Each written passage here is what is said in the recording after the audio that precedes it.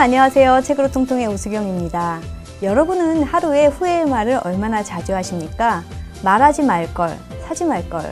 사소한 것부터 시작해서 우리는 끊임없이 후회하곤 합니다. 조금 덜 후회하고 살 수 있는 방법, 소 잃기 전 외양간 고치는 비법, 바로 독서가 아닐까요? 오늘 함께할 책은 자음과 모음에서 출판한 정도상 작가의 마음 오를 꽃인데요. 작가는 자신의 아픈 상처를 드러내 보이며 후회할 행동은 하지 말 것을 통안의 눈물로 이야기하고 있습니다. 먼저 책 소개 영상 보시고 진솔한 이야기 나눠보도록 하겠습니다. 마음 오를 꽃. 자음과 모음에서 출판한 중견 작가 정도상 작가의 신작입니다.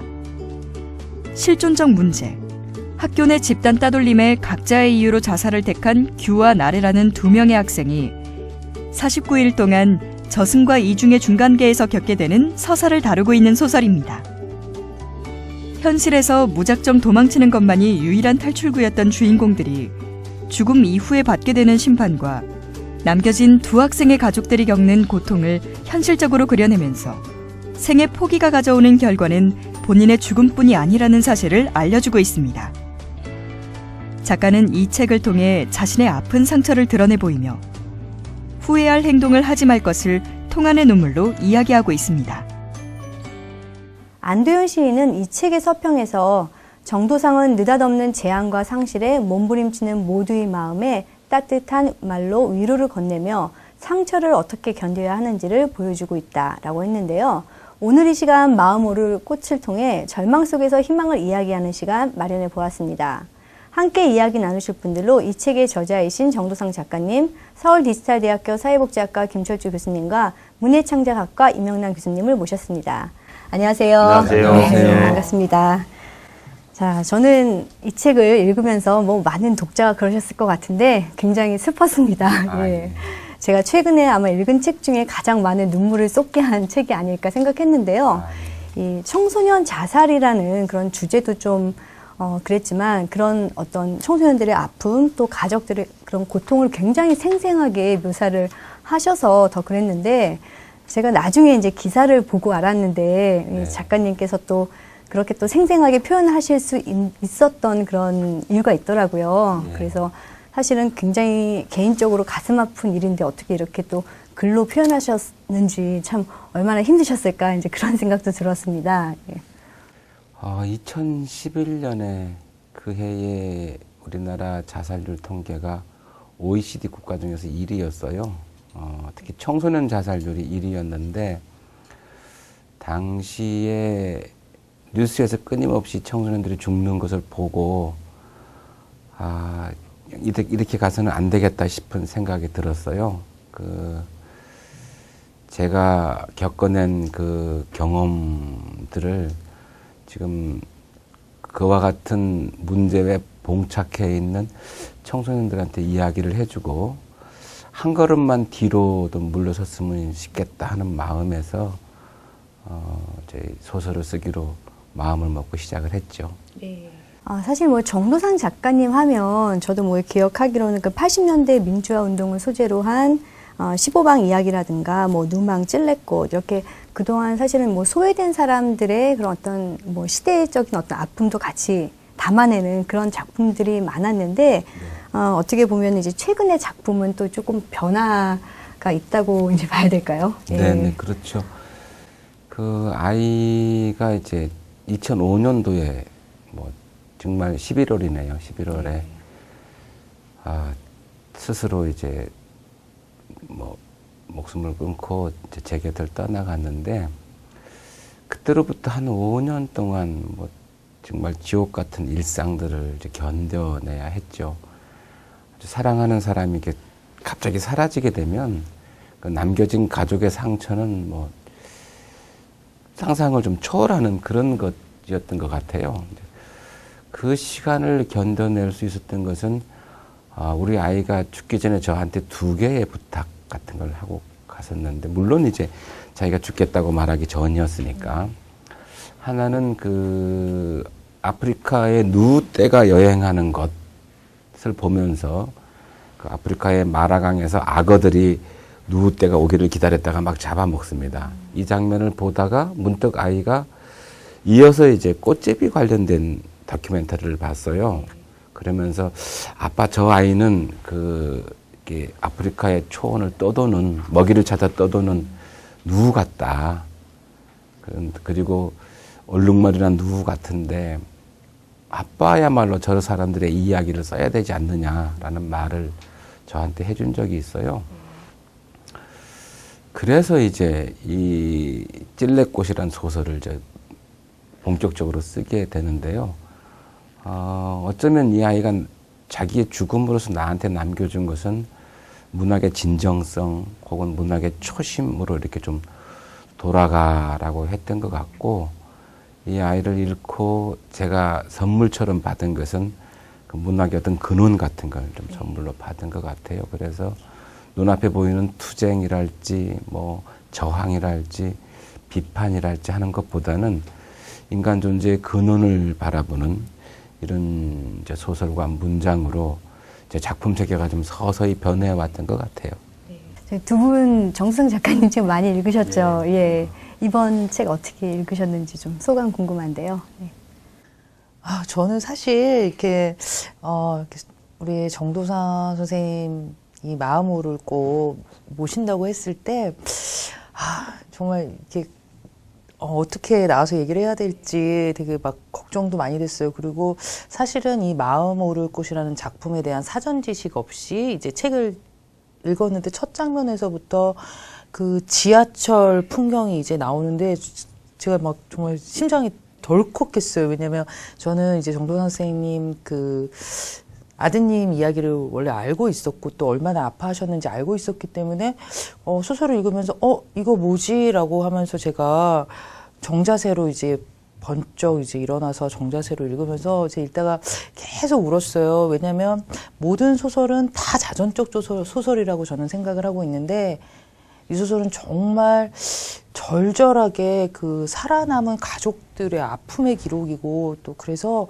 저는 정말 마음이 아팠고 또 두 번째로는 정말 무서웠습니다. 그러니까 어떤 지점이 무서웠냐면 이 소설을 통해서 우리 정도상 작가가 그 죽음 자살로 끝이 아니라 그 또 사후세계를 그려놓은 것을 보면 여기서 끝나는 것이 아니라 또 계속 그 고통을 이제 겪잖아요. 그래서 그런 것을 사실은 나의 아이가 그곳에 가서도 이렇게 힘든 것을 겪고 있다라는 상상만으로도 부모는 힘들 것 같아요. 근데 이것을 보여준 이유가 그 지금 그런 순간에 있는 아이들 또 그런 분들에게 보여주고자 하는 것이었기 때문에 그 용기와 각오가 또 너무 가슴이 저려왔어요, 저한테는. 예, 저는 그 앞에서 말씀들 하신 것처럼 그러니까 이제 쉽게 슬픔을 느끼지 않고 읽을 수 없는 책이었는데 저는 이제 읽으면서 그 이청준 선생이 쓴 밀양이 생각이 났어요. 그러니까 그 영화화 됐죠. 그래서 그 영화를 볼 때 제가 느꼈던 감정이 작가와 그다음에 이제 영화 감독은 고통을 아는구나 그런 생각을 전 했어요. 그런데 이제 이 책은 거기다 이제 좀 더 뭐라 그럴까 좀 더 깊은 슬픔, 깊은 고통 이런 것들을 느끼게 해줬고 사실은 저 같은 경우는 너무 읽기가 힘이 들었습니다. 그래갖고 아마 이 프로그램에 패널로 참가하지 않았다면은 중간에 몇 번 놓았듯이 책을 다 못 읽었을 것 같은데 근데 이제 촬영 날짜는 다가오고 책을 안 읽고 와서 이렇게 정도상 선생님이랑 막 주저리 얘기를 할 수도 없고 그래서 막 방법을 막 고민을 하다가 그 경쾌한 음악을 좀 틀어놨어요.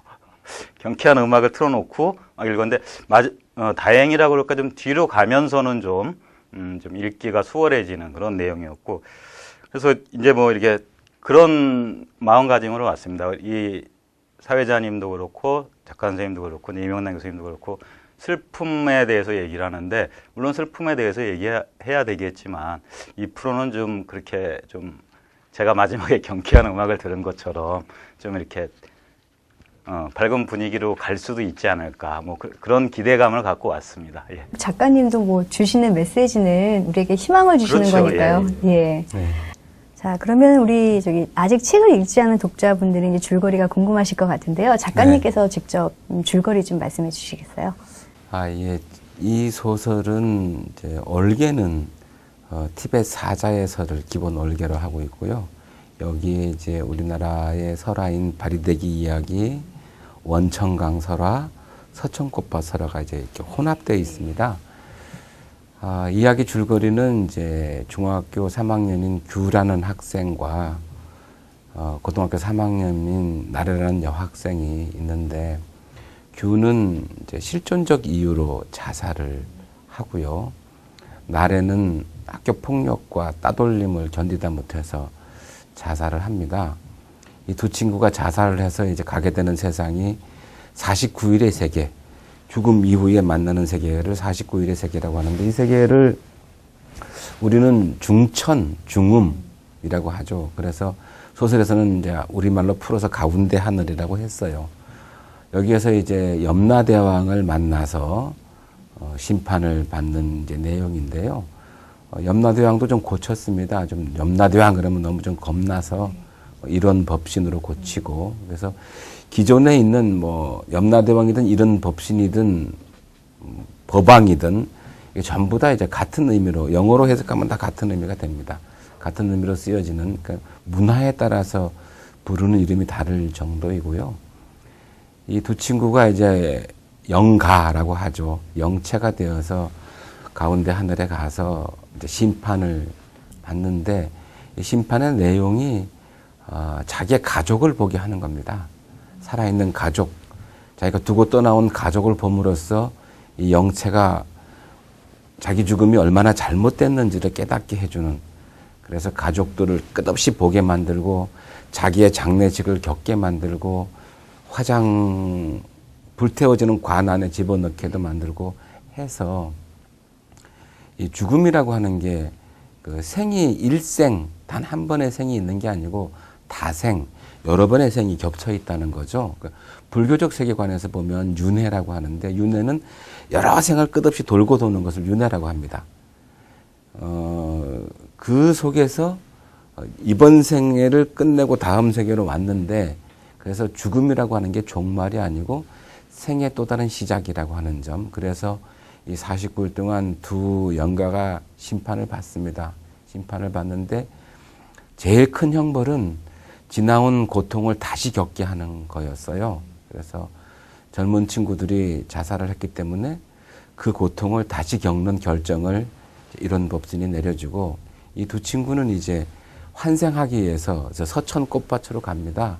서천꽃밭에서 영가니까 맨 처음에 이제 뼈 오를 꽃을 먹고, 이어서 살 오를 꽃, 뭐 피 오를 꽃, 숨 오를 꽃을 먹고, 마지막으로 마음 오를 꽃을 먹고 이제 인간으로 환생하게 된다는 이야기의 얼개를 가지고 있죠.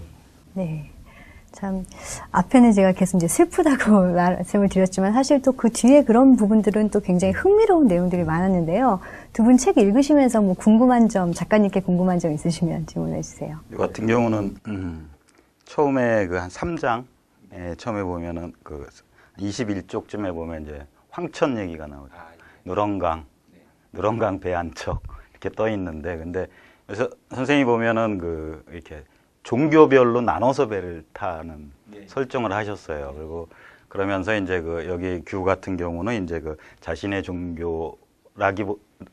이게 내 종교구나, 그게 아니라 내가 끌리는 배를 가서 탔는데, 이제 그게 자기가 마음속에 갖고 있었던 또 종교적 심상이라든지 이런 것들을 표현한 것 같은데, 저는 이제 이 책의 내용과는 좀 관계가 없는 건데 갑자기 궁금해졌어요. 만약에 기독교도라면은 저기 십자가 있는 저 배를 탈 텐데, 그러면 그 배를 타고 가서 규나 나래가 겪은 것과는 다른 방식으로 아마 어떤 뭐 중음이라든지 중음신이 돼서 그 49일 동안은 아니고 아마 다른 방식으로 그 사후의 세계를 구성할 것 같은데, 그게 어떨까 궁금하고, 그게 이제 뭐 우리가 기독교적인 마인드에서는 알죠, 어떻게 된다는 건데, 그게 어떻게 문학적으로 형상화가 될 수 있을까, 이런 게 좀 궁금하더라고요. 그래서 혹시 그런 거는 그거는 사실 제가 단테의 신곡을 읽었어요. 아마 단테의 신곡처럼 될 것 같기도 하고, 좀 아픈 얘기입니다만 이제 되풀이하자면, 우리 아이가 그 유서를 이렇게 써놓고 죽었어요. 그 단테의 신곡을 따라서 여행하고 싶다. 그래서 제가 단테의 신곡을 읽게 되었고요. 그 다음에 이제 두 번째 줄이 다만 제13곡 겨울나무 숲 지옥만은 피하고 싶다. 겨울나무 숲 지옥을 보니까 자살자들의 지옥이었어요, 여기가. 그리고 마지막 연이 이제 생을 리셋하고 싶다. 15살짜리가 이런 유서를 쓰고 죽는다는 게 저는 참 정말 믿기지 않았어요.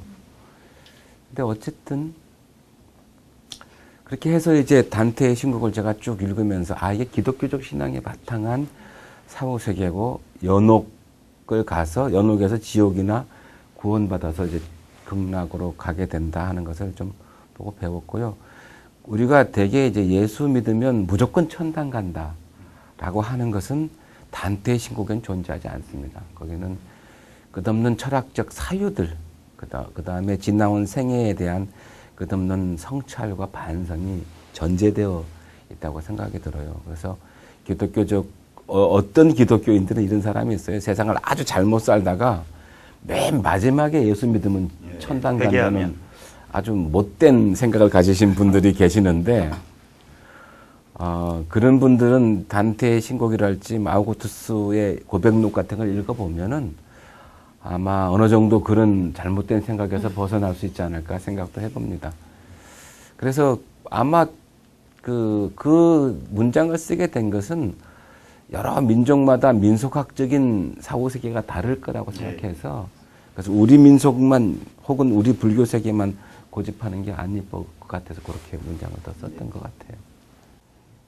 저는 이제 저도 청소년 소설을 쓰고 있는데 이 책에 보면은 나레가라는 이제 주인공이 나와요. 네. 고3인데 이 나레가 왕따를 당하게 된 이유가 이제 스마트폰 잃어버리면서 그 나레 엄마가 와서 막 난리를 치잖아요. 그리고 나중에는 경찰까지 데리고 오고 그게 계기가 돼서 이제 나레가 왕따를 이제 당하기 시작을 하고 그리고 왕따를 하는 방식이 이제 남녀공학이다 보니까 여자애들만 그런 게 아니라 남자애들까지 가세해서 뭐 오핀으로 치르기도 하고 그리고 이제 수능이 며칠 안 남은 상황에서 또 괴롭히는 남자애가 나레한테 귓속말로 이렇게 얘기하잖아요.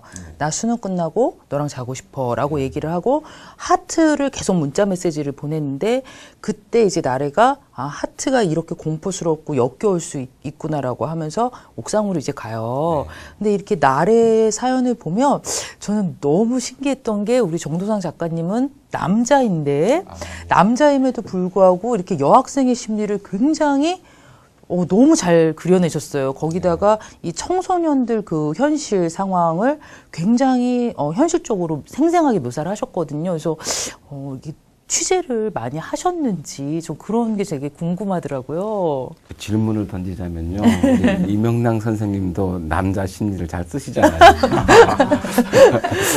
그거는 이제 작가들이 이제 상상을 많이 하고 그다음에 그 나라의 입장이 되려고 끝없이 노력하다 보면 그런 심리가 나오는 것 같고요. 선생님 몇 분과 여고생 몇 사람한테 가벼운 취재는 했죠. 왜냐하면 워낙 그쪽 부분에 대한 이해가 없으니까 저한테서 가벼운 취재는 했어요. 뭐 나래는 그렇게 나래를 이제 극단으로 몰고 간 것은 우리 폭력의 그 진화라 그럴까? 이런 것들이 좀 안타깝고 일부 학생들이 그런 경우가 있는데 나중에 사실은 나래를 통해서 가해하는 학생들도 상처받았다고 하는 점에 대한 지적도 합니다. 우리 교육부나 우리 경찰 당국이 학교폭력 대책을 세우면서 가장 아쉬운 게 가해자 척결이에요. 피해자 보호와 가해자 척결. 저는 이거에 반대하고 이 가해자들도 학생이고 가해자들도 계속 새로운 삶을 살아가야 되기 때문에 척결하거나 제거해야 될 대상으로서가 아니고 이들도 결국엔 상처받는 것 같아요. 이 상처를 가해자는 또 어떤 방식으로 이 가해의 상처를 치료하고 온전한 인간으로 이렇게 돌려놓을 수 있을지에 대한 연구 이런 것들을 좀 고민해야 된다고 생각을 해요. 이 소설을 쓰면서 했는데 소설 내에서는 많이 쓰지는 못했어요. 가해자의 상처에 대해서. 근데 이제 저 같은 경우도 이제 다음 이제 출간 예정인 작품이 이제 청소년 왕따를 이제 주제를 하고 있는데요. 저는 사실은 그 그 왕따를 당하는 가족의 입장에서는 그 왕따를 당하는 친구뿐만 아니라 그 가족의 인생 전부가 정지돼 버려요. 그렇죠. 예, 그랬을 때 그런데 가해자들은 우리 정도상 작가님께서도 쓰셨지만 장난인 경우가 많아요. 맞아요. 장난인 경우가 많아요. 그런데 저도 계속 이 소설을 쓰면서 계속 힘들었던 부분이 도대체 이 가해자들을 뭔가 이 가해자들을 어떻게 봐야 되는가. 근데 제가 어느 한순간 그 해답이 풀린 게 그 부모, 특히 가해자 학생의 부모들은 우리 애는 장난이었어요. 우리 애는 아무것도 몰라요. 뭐 의도적이지 않았어. 이렇게 얘기하는데 그런 게 다 필요가 없더라고요. 그 어떤 작가가 이런 말을 했거든요. 다른 사람을 괴롭히고도 반성의 기회를 갖지 못한 그러한 청소년들은 커서도 올바르게 되지 못한다. 그래서 효도를 받을 생각 자체를 하지 말아라. 누가 이런 얘기를 했는데 굉장히 적합하구나. 그런 생각도 한 적이 있었거든요. 저는 오히려 그 한나 아렌트가 그 예루살렘 재판 방청 보고서에 악의 평범성, 네. 이 평범한 사람들의 내면에 아주 그 폭력성이 숨어져 네. 있다고 하는 네. 거. 그래서 평범한 사람이 저지르는 이 폭력의 가혹함과 아무렇지 않음, 그리고 오히려 재미로 저지르는 폭력. 네, 네. 사실은 제도 학교 다닐 때 그 주로 중심적으로 사용하는 일진이랄지 이런 애들은 일반 학생을 괴롭히지 않습니다, 사실은. 맞아요. 대상이 아니에요. 여기는. 맞아요. 이거 이런 그 말도 안 되죠. 그러나 같은 비슷한 아이들이 폭력을 휘두르고 하나가 휘두르면 나머지는 이제 자신도 모르는 사이에 암묵적 공범이 되어 있죠. 암묵적 공범이 되어 있고 공범이라는 것 자체가 어마어마한 폭력입니다. 폭력을 행사하지 않아도 폭력 행사한 걸 보고도 아무렇지 않게 그 일상을 영위하는 짝꿍을 보면 그것 자체도 엄청난 폭력이라고 생각을 해요. 네, 거기에 이제 만약에 묵인하지 않으면은 같이 폭력의 대상이 되는 그런 어떤 그 내부 메커니즘이라고 그러나요? 그렇죠. 뭐 그런 부분들 때문에 대부분 그러니까 무시하는 친구들의 경우에는 그 안목하는 그런 또 모습을 보이기도 하죠. 이제 왕따를 제가 책에도 썼지만은 왕따를 극복하는 방법은 자기 자신을 사랑하는 방법이라고 생각이 들어요. 그러니까 자기가 참으로 보잘것없고 이 교실 내에서 고문관이고 무시당할 만큼 바보고 이렇다고 해가지고 계속 그걸 견뎌내면은 폭력의 수위는 점점 올라가게 돼 있잖아요. 그렇지만 자기 자신을 방어하고 소리치고 싸우면 이게 곧 멈춰요, 사실은. 그건 정말 그렇더라고요. 네, 그래서 자기를 사랑해야 되는데 우리가 사실은 자기를 사랑할 줄을 몰라요. 우리 청소년들이 저는 자기를 사랑하는 방식을 좀 배웠으면 좋겠다 싶어요. 뭐 앞서 작가님도 말씀하셨지만 뭐 OECD 국가 중에 지금 자살률 1위고 청소년의 그 죽음의 이유 중에 1위가 자살이잖아요. 네. 근데 뭐 이제 작가님 말씀하신 것처럼 좀 더 자신을 이렇게 사랑하는 게 필요할 것 같은데 그 두 분께서는 이 청소년의 자살 어떻게 해결 방법이 있다고 생각하세요? 그런 얘기를 좀 하고 싶어요. 어떻게 보면 받아들이지 못하실 분들도 많겠지만 청소년 자살이라든가 청소년 집단 따돌림이라든가 이런 문제는 단순히 청소년들만의 문제가 아니고 우리는 너무나 특히 부모 세대들이 야 이것도 이겨내지 못하면 너는 나중에 커서 뭐가 되려고 그래 이런 게 아니라 정말 그 순간에는 철저하게 그 내 아이를 좀 인정해 준다라는 거. 그 인정해 준다라는 건 뭐냐면요. 아이가 고통을 호소하지 않아요. 대부분 왕따 당하는 아이들은 왕따 안 당한 척하고 인기가 많은 척을 해요. 그리고 집에 와서도 엄마한테 엄마 나 오늘 학교에서 뭐 했어 자기가 굉장히 친구들한테 인기 있었다는 식으로 얘기를 하거든요. 근데 이 아이들이 이렇게 거짓으로 행복한 척하는 이유는 그나마 마지막까지 자기 자존감을 지키려는 행위예요. 그게. 근데 그것이 무너졌을 때 결국 자살하게 되거든요. 이 아이들이. 그랬을 때 제가 생각할 때 가장 필요한 것은 너는 이것도 못 이기는 아이야. 이게 아니라 아이에게 언제든지 아이의 본 모습을 받아들여 줄 수 있는 그런 태도를 보여주는 게 아닐까 좀 그런 생각을 좀 해봤습니다. 결국 뭐 가족이 함께 노력을 하는 수밖에 없겠네요. 예. 그래서 자살을 일반적으로 왜 자살을 하느냐 이유는 너무 다양한 것 같아요. 실존적인 문제이기도 하고 가족 내에서의 문제이기도 하고 사회 구조적인 문제이기도 하고. 근데 이제 읽다 보면은 이제 그 자녀들을 떠나보내고 가족들이 다 망가지잖아요. 한쪽은 완전히 망가지고 완전히 그 헤어지고 다른 쪽은 아픔으로 참고 있는데 거기서 이제 저는 읽으면서 당연히 그 아버지들에게 이제 그 나를 투영해서 봤을 텐데 이렇게 삶을 유지하지 못하나 이런 또 나름대로 그런 생각이 들면서 나 같으면 그래도 나는 삶을 유지하려고 하지 않았을까. 살아야 되는 거 아닌가 이런 생각이 들었습니다. 물론 경험하지 못한 것에 대해서 개인차가 있다고 생각하는데요. 이번에 그 세월호 학생들 중에 어떤 학부모는 얼마 안 돼서 자살한 학부모도 계세요. 그러니까 모든 학부모가 자살한 게 아니고 개인적 경험의 크기에 따라서 견디는 사람이 있고 못 견디는 사람이 있는 거죠. 저는 모든 자살이 나쁘다고 생각하지는 않습니다. 왜냐하면 스콧 리어링 같은 경우에 자기 스스로 죽음의 때를 선택하고, 물론 스콧 리어링이 나이가 많죠. 거의 100살 가까이 됐으니까 죽음을 선택하고 곡기를 끊어서 죽어가는 과정을 스스로 지켜보기도 했고, 또 곡성 가면 태안사라는 큰 절이 있는 거기 청화스님도 자기 스스로 죽음의 순간을 결정하고 천천히 완전히 곡식을 끊고 앉아서 돌아가셨단 말이에요. 그런 자살이 있는가 하면 아까 말한 노인 빈곤에 따른 사회적 타살, 저는 이게 경제적 살인이라고 생각을 합니다. 물론 청소년들 학교 폭력이랄지 이런 것들은 뭐 교육적 살인이라고도 생각을 하고요. 그것은 자살이라기보다는 살인에 가까운 형태로 이렇게 내몰리는 거죠. 무한 경쟁 교육의 문제로. 저는 교육복지를 생각해 볼 때 이를테면은 아이들한테 무상급식 혹은 뭐 무상보육, 이것이 교육적 복지의 핵심이라고 생각하지는 않습니다. 뭐가 더 중요하냐면 교육적 복지의 핵심은 그런 상황에 내몰려 있는 철학적이랄지 실존적이랄지 혹은 폭력적 상황에 내몰려 있는 아이들에게 이 상황을 해소시켜 주는 게 교육적 복지의 핵심이라고 생각해요, 오히려.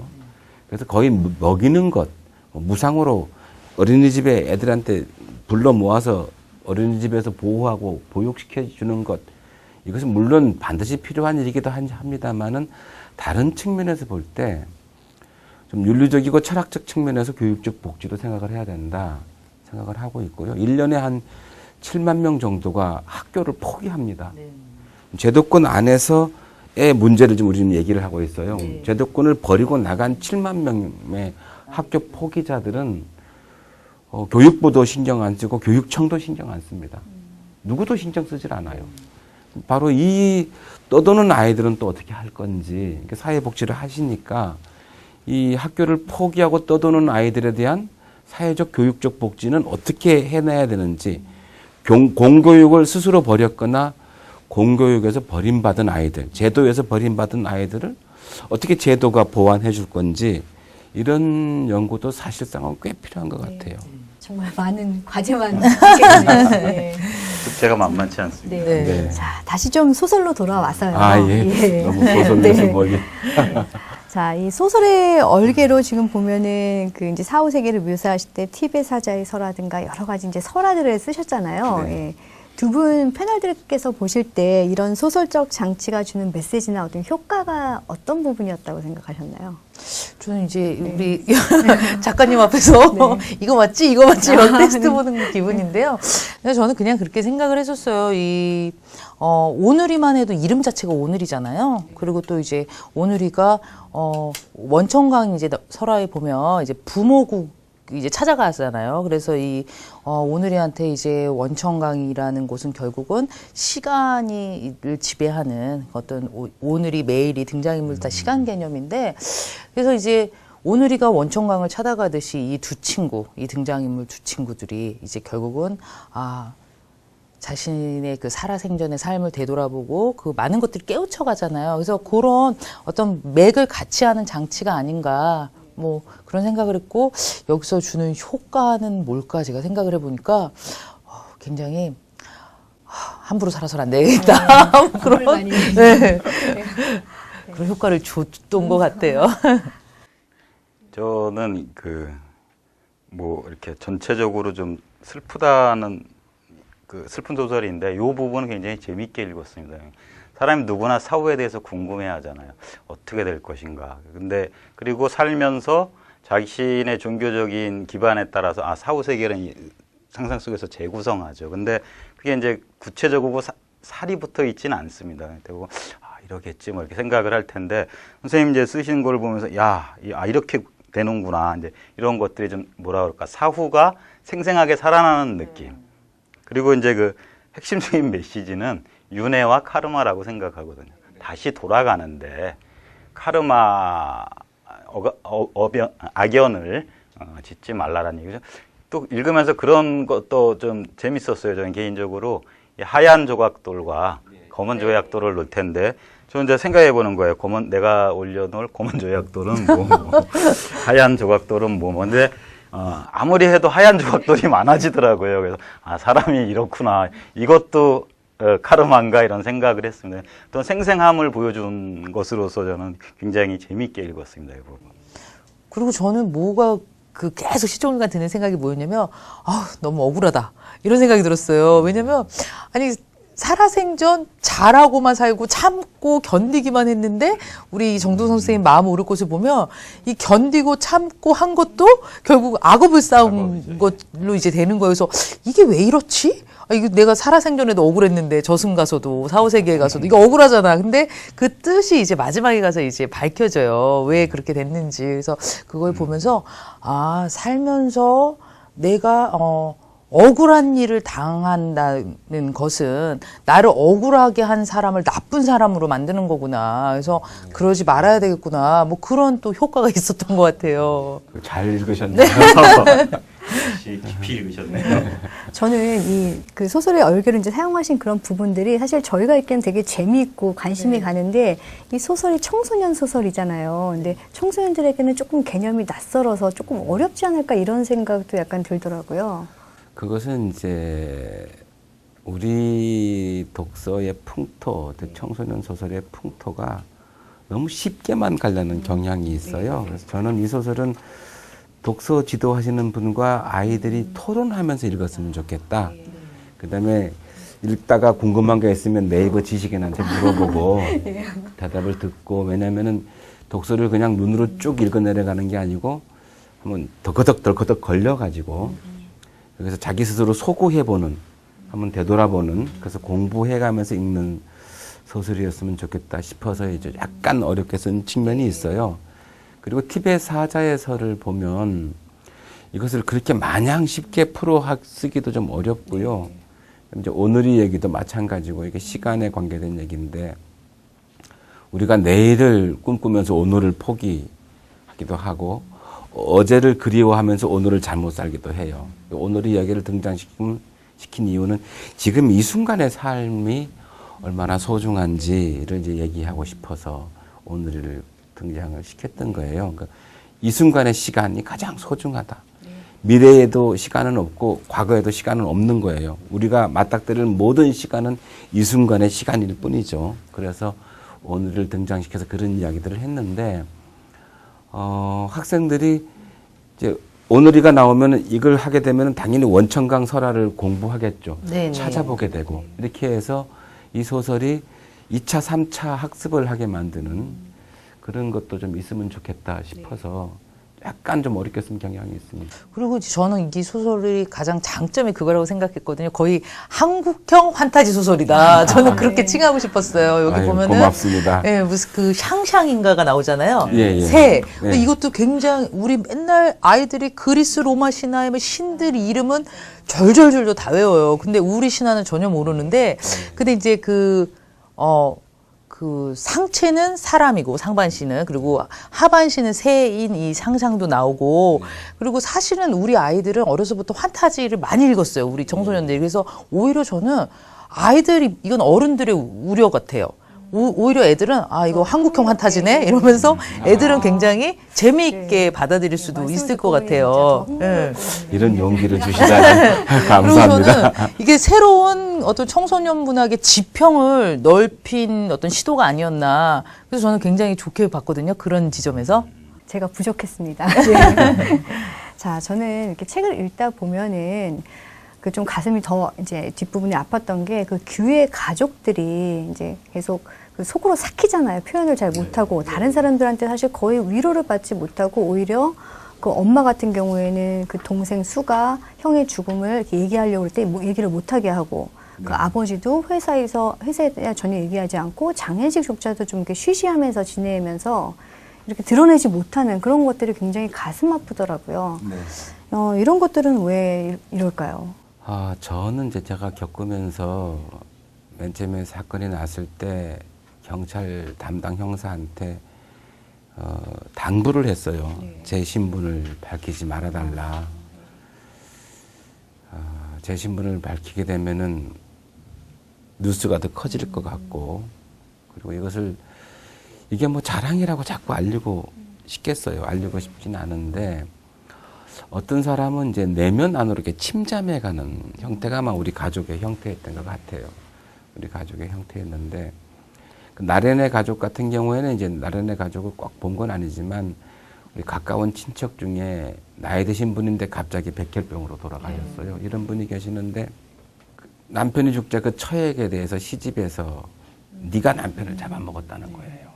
그 아니 병 걸려 죽은 남편의 모든 탓을 그냥 그 부인한테 뒤집어 씌워버리고 나니까 결국에는 그 시집하고 완벽하게 이제 연이 끊어져 버리고 단독으로 살아가게 되고, 아무리 힘들어도 구원 요청도 하지 않고, 뭐 구원이라는 게 좀 이상하지만 어쨌든 아무리 힘들어도 뭐 손을 내밀지를 않더라고요. 딱 고립해가지고 완전히 버려버리고, 그래서 가족 관계는 사촌님의 이런 이 관계가 다 깨진 상태에서 그 모녀 셋만 따로 이 가족 전체에서 따로 덜렁 떨어져 나가는 걸 봤어요. 보면서 이게 가족 중에 누군가가 이런 문제에 부닥쳤을 때 누구 탓이라고 하는 순간부터 이 가족은 붕괴가 더 빨리 된다 하는 걸 이제 겪으면서 나련의 가족도 이럴 수 있었겠다. 어떤 가족은 이렇게 붕괴되고 또 교회 가족은 그렇게 사귀면서 점차 더 아픔이 이제 쌓여가는 그런 과정을 보여줬는데요. 그 수의 공황 같은 경우도 사실은 제 아들이 초등학교에서 고스란히 그걸 겪어냈어요. 지금 생각해도 참 가슴 아픈데요. 학교에서 전화가 와요. 애가 막 온몸에 땀을 비오듯 흘리면서 멍한 상태로 앉아 있다고. 손을 갖다 대도 동공의 움직임도 없이 그냥 그렇게 땀을 뻘뻘 흘리고 있다고 전화가 오면 막 달려가서 이 아이를 데리고 응급실로 가고. 그러니까 지 나름대로 이게 형제로 살아오다가 어느 날 문득 형이 사라져버린 자리에 이 아이가 동생이 이렇게 혼자 남겨졌을 때 오는 그 공황 상태, 이런 것들을 이제 사실은 이제 제 경험이 그런 부분에 많이 들어가 있는 거죠. 있는데, 청소년들이 이제 그런 결정을 내릴 때, 남아있는 가족들의 이 상태를 좀 미리 보면 정말로, 내가 여기를 이렇게 떠나게 되면 우리 가족들이 이렇게 힘들구나. 그래서 좀 멈췄으면 하는 마음으로 오히려 더 솔직하게 표현을 좀 했던 것 같아요. 저도 최근에 이제 작년쯤에 이제 할머니가 이제 자꾸 하셨는데, 장수하셨어요. 98까지 사셨고, 그래서 2년만 더 살기를 생전에 제가 바랬거든요. 이제 100세 시대잖아요. 그 다음에 우리 할머니가 보여주시겠구나 그랬는데, 이제 연세가 또 있고 좀 그래갖고서 98세에 이제 저희랑 작별을 하고, 떠나 보내드렸는데, 저희도 그랬던 것 같아요. 한 1년 동안은 저희 가족도 부모님과 말을 안 하는 거예요. 말하는 순간 할머니와의 이별이 기정사실화되는 것 같은 그런 어떤 느낌. 그러니까 말이 무섭다라는 게 이제 그런 거죠. 발화되는 순간. 사실이 되고. 이제 현실이 되는 거죠. 그러니까 마치 1년 동안은 할머니가 계신 듯, 또 저 방문을 열면 할머니가 계실 것 같은, 안 계셔도 어떤 그런 상태를 유지하면서 한 1년 정도 이렇게 슬픔이 찬찬히 작아지고, 그 다음에 어느 순간 이렇게 증발되고, 그러면서 그것을 이겨냈던 그런 경험이 있는데 그런 것처럼 그 어떤 말이 무섭다는 거죠. 그것을 말을 꺼내놓는 순간 명명백백한 현실이 되는 아직 그 이별을 준비하지 않았는데 그런 거 아니었을까 저는 그렇게 생각이 들었습니다. 예. 잠시 이 책과 함께 읽으면 좋은 책 어떤 책들이 있는지 영상 보시고 재미있는 이야기 계속 나누도록 하겠습니다. 안녕하세요. 책으로 통통 함께 읽으면 좋을 책 코너의 한지은입니다. 오늘 여러분과 함께 할 책은 마음 오를 꽃인데요. 이 책과 함께 읽으면 좋을 책들을 알아보겠습니다. 첫 번째 책은 낙타입니다. 영혼의 속도로 건너가는 생의 고비, 그곳으로 가는 긴 여정을 담아놓은 소설입니다.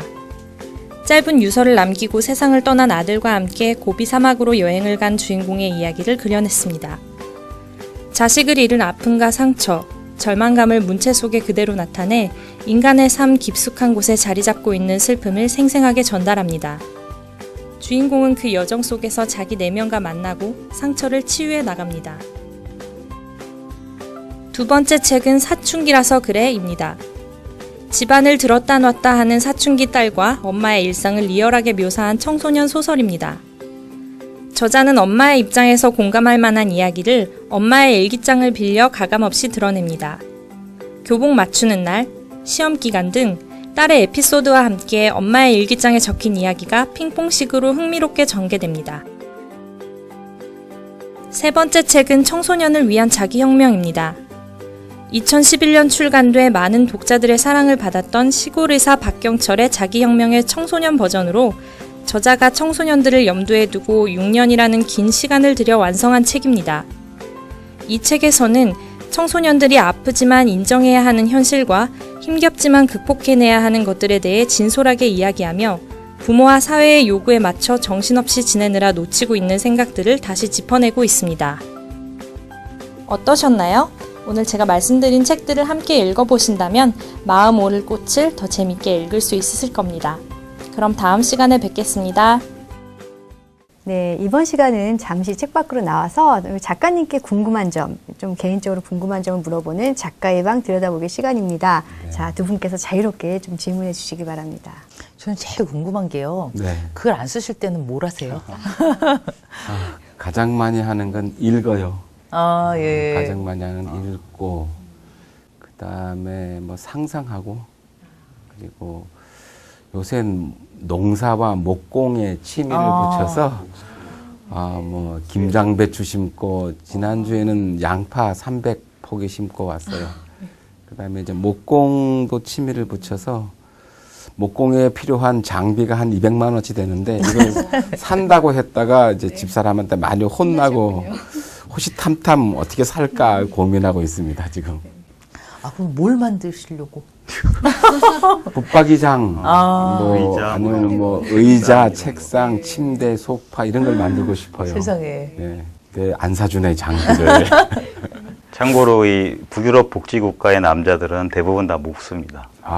저녁이 있는 삶이 있고 휴일이 많기 때문에 남자들이 주로 하는 일이 직접 뚝딱뚝딱 해서 만들어서 아내한테 선물해주고 이런 거. 저는 마음이 힘들 때 몸을 움직이는 게 최고인 것 같아요. 몸을 움직이면 몸을 막 움직이는 순간에 이 잡념들이 몸에서 빠져나가요. 그래서 약간 마음이 힘들 때마다 몸을 움직여서 이걸 극복하는 것 같아요. 몸도 마음도 힘들어지지 않나. 저 같은 경우는 그렇던데. 몸이 힘들어지면 마음은 좀 개운해지더라고요. 예. 저 같은 경우 좀 깜짝 놀랐던 게 옛날에 그 이제 우리 어릴 때부터 봤던 무라카미 하루키 같은 경우 자기 운동한 거를 봤는데 거의 뭐 체육인 수준으로 운동을 하더라고요. 예, 예. 그리고 자기가 얼마나 일을 고고샅샅이 닦는지 뭐 이런 것들을 쓴 스피를 본 적이 있는데 이렇게 몸 관리를 하셔야지 좋은 글이 나오는구나 그런 생각이 들었습니다. 선생님은 어떤 운동을 좀 하시는지. 저는 최근에 108배를 시작했어요. 네. 108배를 매일 하고 있고요.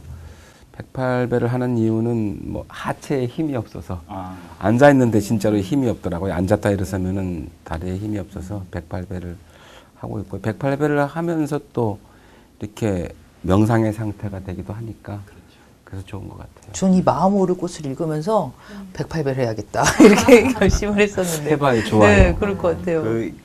저기 뭐야 방석 같은 걸 먼저 사더라고요. 108배 하는 분. 예, 방석을 샀죠. 예. 샀고. 특수한가요, 방석이? 아니요, 그렇지도 않고요. 저는 이제 얼마 전에 평양 갔다 왔는데요. 평양 가기 전날 찜질방에서 잤어요. 집이 익산이니까 공항 시간 예, 안 예, 맞아서. 찜질방에서 찜질방 방석 포개놓고도 했고요. 평양 가서 이제 덮어놓은 이불 끄집어 당겨가지고 접어서 바닥에 넣고도 했고요. 그러니까 108배의 특징은 아주 작은 공간만 있으면 방석만 있으면 가능하다는 거예요.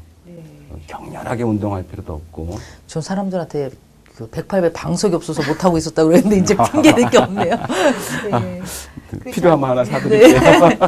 이번에는 밑줄짝 낭독의 시간입니다. 우리 두 분 교수님께서 책 읽으시면서 선생님. 공감 가는 네. 구절 읽어주세요. 저는 그 선혜가 그 일원상을 향해서 절을 하던 장면, 그리고 그 절하면서 느끼는 몸과 마음의 느낌들을 이제 잘 그 책 속에 적혀 있어서 요거를 좀 한번 읽어봤으면 좋겠는데, 저도 저 절에 좀 들어가 있었는데 저는 그렇게 이렇게 많이는 500배까지는 못했고, 그래서 한번 읽어보겠습니다.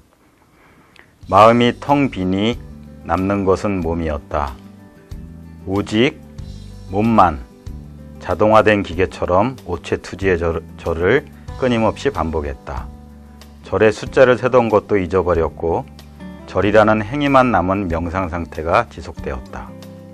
온몸이 땀으로 흥건하게 젖었다. 일원상마저도 사라져 허공만 남았다.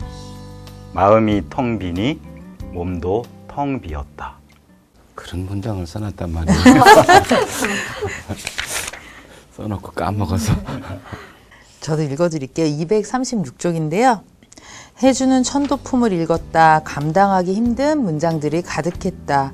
그저 책에 인쇄되어 있는 문장이 아니라 살아서 움직이는 생명의 말들 앞에서 해주는 부끄러웠다. 그동안 살기 바빠 책 한 권도 제대로 읽은 적이 없었다. 기껏 읽는 책이라야 재테크나 자기계발에 관한 책들이었다. 그 알량한 독서도 사실은 퇴직 이후의 불안 때문에 시도했었다. 나이 40이 넘으면 죽어가는 보따리를 챙겨야 한다. 어쩌라는 것인가. 해주는 혼란스러웠다. 사실 지금까지 살아오면서 죽음에 대해 깊게 생각해 본 적이 없었다. 저는 이 문장이 굉장히 마음에 와닿았습니다. 그러니까 계속 앞으로만 나아가느라고 그 뒷생각을 못 해봤는데 이 문장 읽어보면서 정말 이제는 생각해 볼 때구나라는 생각을 하게 됐었어요. 오늘 책으로 통통과 함께하고 있는 정도상 작가의 마음 오를 꽃. 시청자 여러분들은 어떻게 보고 계신지 궁금한데요.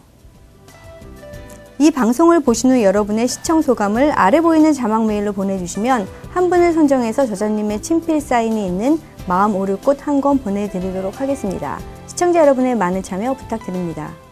네, 벌써 마무리 시간이 됐습니다. 예, 두 분 교수님도 오늘 감사하고요. 마무리하는 뜻으로 마음 오를 꽃은 뭐뭐뭐다. 한 줄 서평 부탁드릴게요. 두 분께. 마음 오를 꽃은 가로 열고 먼저 떠난 이들에 대한 가로 닫고 그리움이다. 그리고 저는 이 책을 저 막내가 지금 규나이입니다. 그래서 좀 위태위태해요.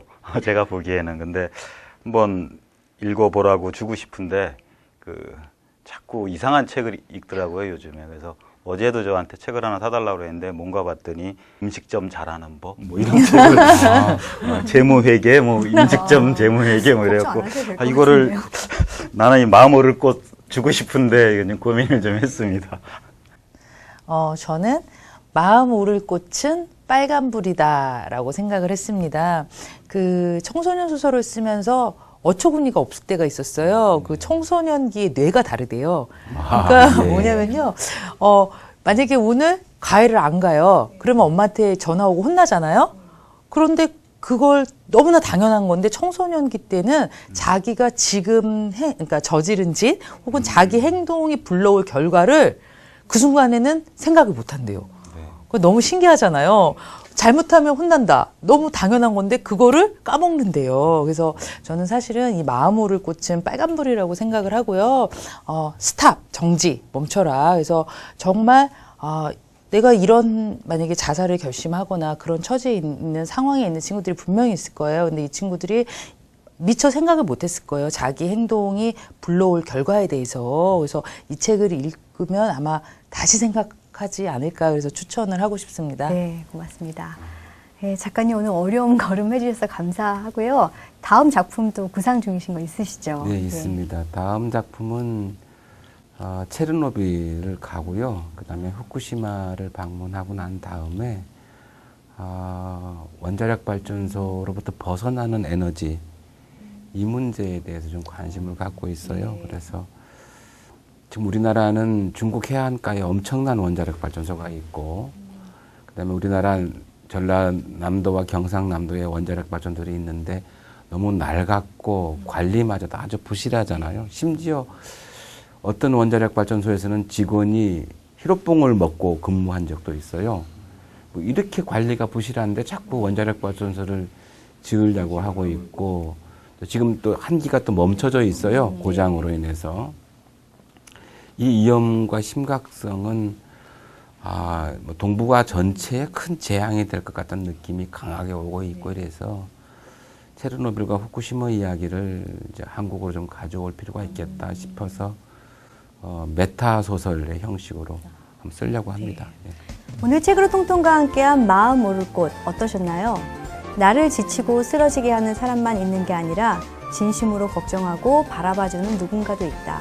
우아한 거짓말의 김여령 작가가 죽고 싶었던 학창시절 진심 어린 지인의 안부 인사를 받고 이런 생각을 했다고 하네요. 나의 따뜻한 말 한마디가 벼랑 끝에 그들에게 생명줄이 될 수 있지 않을까요?